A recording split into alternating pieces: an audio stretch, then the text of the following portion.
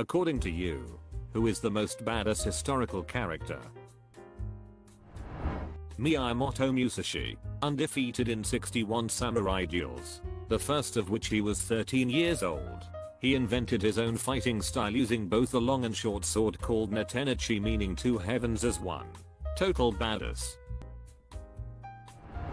Who glass the real life inspiration for the Revenant? There's a lot of fiction or speculation about his story. Most accounts I've read though don't dispute that he was seemingly fatally mauled by a grizzly. Then after clinging to life for 5 days he was abandoned by the 2 men left with him who were paid to stay with him until he passed. They took all supplies including his rifle, knife, tomahawk, flint, leaving him for dead. Glass rallied, recovered to then able to crawl 350 miles back to civilization. This dentist fought in World War II and received the Medal of Honor as a captain. He stayed to sacrifice himself so the wounded could escape from the Japanese soldiers when they invaded the hospital tents. Badass Methodika killed 98 enemies with a machine gun. Bodies piled up in front of him. He was found with 76 bullet wounds and tons of bayonet wounds, which up to 24 of the wounds might have been received when he was still alive. Simo was a Finnish sniper that killed so many invading Soviet soldiers that the Red Army nicknamed him White Death.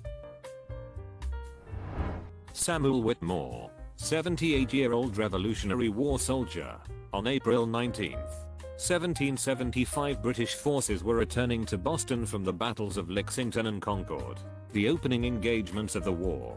On their march, they were continually shot at by colonial militiamen. Whitmore was in his fields when he spotted an approaching British relief brigade under Earl Percy, sent to assist the retreat. Whitmore loaded his musket and ambushed the British grenadiers of the 47th Regiment of Foot from behind a nearby stone wall, killing 1 soldier. He then drew his dueling pistols, killed a 2nd grenadier, and mortally wounded a 3rd. By the time Whitmore had fired his 3rd shot, a British detachment had reached his position. Whitmore drew his sword and attacked. He was subsequently shot in the face, bayoneted numerous times, and left for dead in a pool of blood. He was found by colonial forces trying to load his musket to resume the fight. He was taken to Dr. Cotton Tufts of Medford, who perceived no hope for his survival. However, Whitmore recovered and lived another 18 years until dying of natural causes at the age of 96. King Tutmosis, if I'm spelling his name right.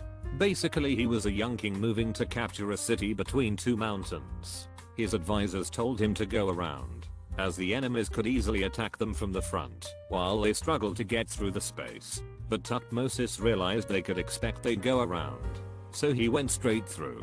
The path through the mountains was poorly defended as they put all their soldiers on the sides, so Tutmosis' soldiers defeated them, took both armies by surprise, and captured the city. I'm the flail of God. Had you not created great sins, God would not have sent a punishment like me upon you. Genghis Khan was pretty badass. Sir Jeffrey Hudson, the court dwarf of Henrietta Maria of France. He was like a real-life Tyrion Lannister.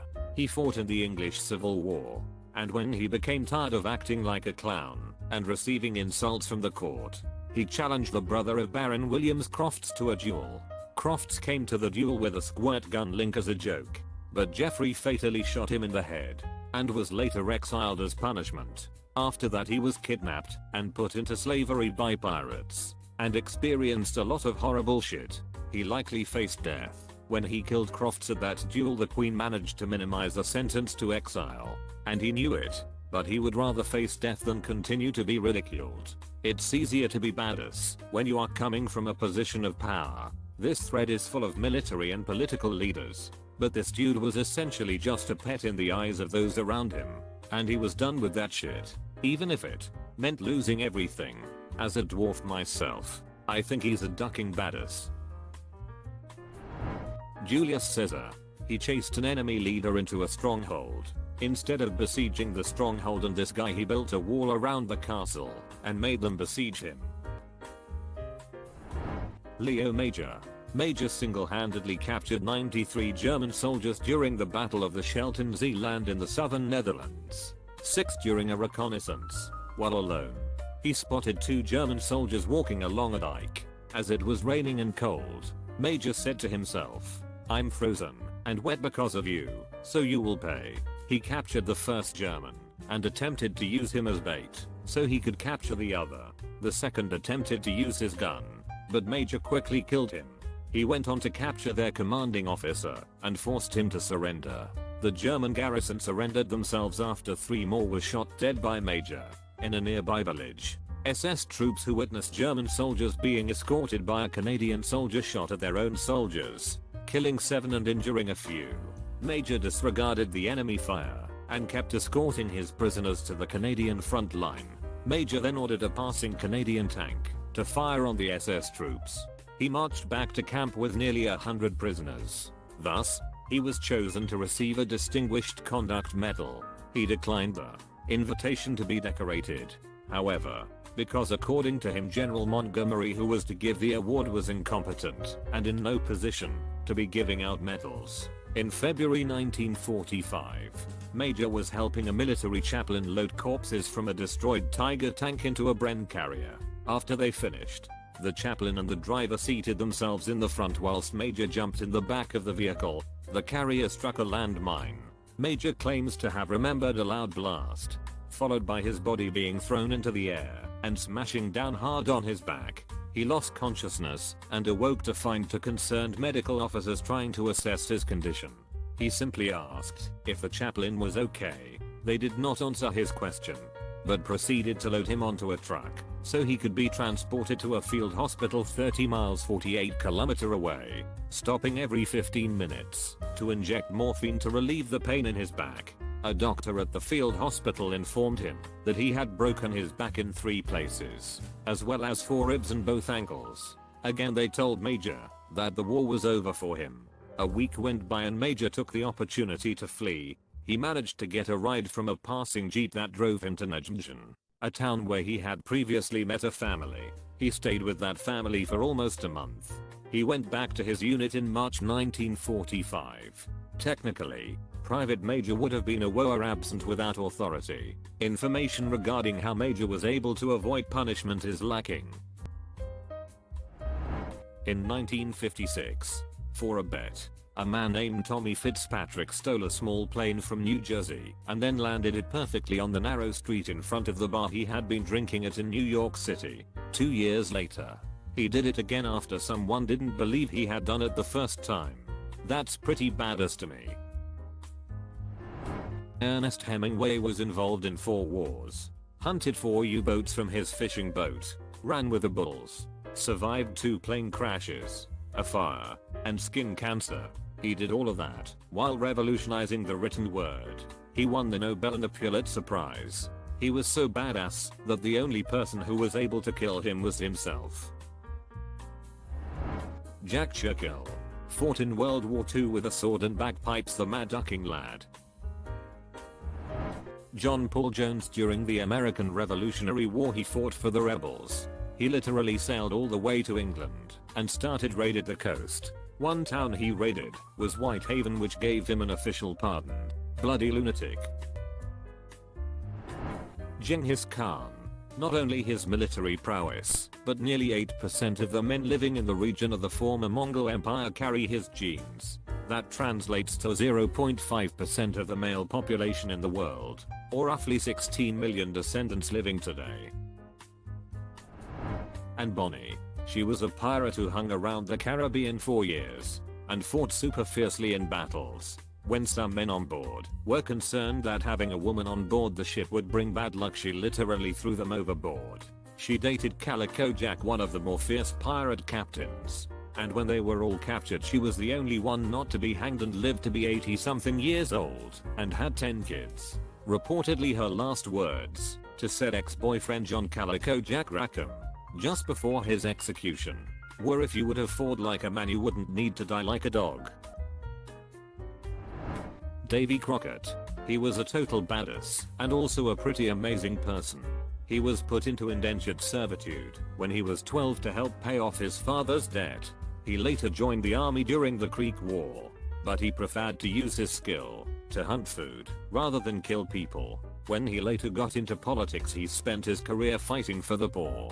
He was also the only member of the Tennessee delegation to vote against the Indian Removal Act, and received a letter of appreciation from the Cherokee chief. And his support of Native American rights actually turned his constituents against him, and he didn't back down. I told the people of my district that I would serve them as faithfully as I had done, but if not, they might go to heck. And I would go to Texas. I don't remember the name, but there was a Swedish king and his army who marched over the frozen sea to Denmark and attacked. He was technically a villain of history, but Fritz Joubert Duquesne was the most badass villain I can think of. Born to a Boer family in South Africa in 1877, he killed his first man at the age of 12 when he came to the defense of his mother when she was being attacked by a Zulu man, and stabbed him to death with his own assegai. In the Second Boer War, he was captured and sent to an internment camp in Portugal. He seduced the daughter of a camp guard, escaped, infiltrated the British Army, and was posted back to South Africa. He returned to his parents' farm in Millstrom and discovered it had been burned down. His mother was in a concentration camp and his sister had been raped and murdered. His rage and hatred for the British became the single driving force in his life. His first attempt to sabotage the British installations in Cape Town failed, and he and his team of 20 saboteurs were faced death by firing squad. He managed to plead down to life imprisonments by agreeing to divulge Boer telegram codes and translations. And yes, they were totally fake. Knowing he had a reputation for escaping from prison, the British sent him to a penal colony in Bermuda. He escaped by sneaking out of his tent, climbing a barbed wire fence, swam 1.5 miles in rough, shark-infested water, and escaped to America. The Boer War ended, and he had no reason to return to South Africa, so he spent the next few jusking about in America, getting married for 8 years, working as a journalist for the New York Herald covering the Port Arthur massacre in China, and the Rif Rebellion in Morocco, and being a personal shooting instructor for former President Theodore Roosevelt. When the First World War started, he started spying for the Germans, and was sent to Brazil to disrupt commercial shipping operations for German enemies. He blew up 22 British merchant vessels. His cover was blown, however, and he escaped to Argentina, later faking his death by writing an article about how he got savagely murdered by Amazonian natives in Bolivia in a major newspaper.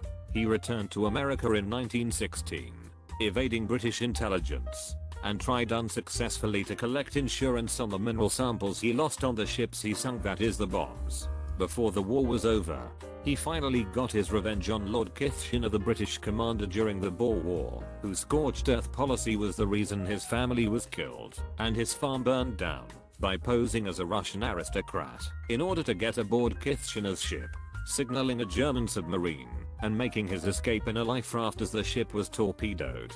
Before being rescued by the submarine, Kitchener died in the sinking, and Duquesne was awarded the Iron Cross. In 1917, he was arrested in New York for insurance fraud. In reality, he was to be extradited to Britain for Kitchener's murder.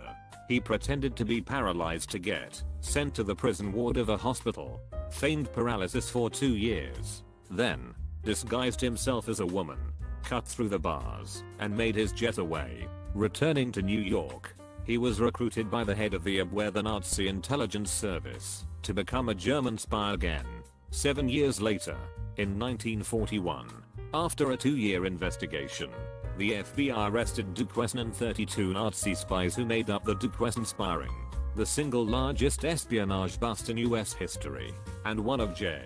Edgar Hoover's finest moments. This was the end of the line for Duquesne, and he died in 1956 at the age of 78. Man, I don't see a reason why he's a villain. Oh, there it is. Consider subscribing if you enjoyed this video, and if you want to see more of Reddit Universe,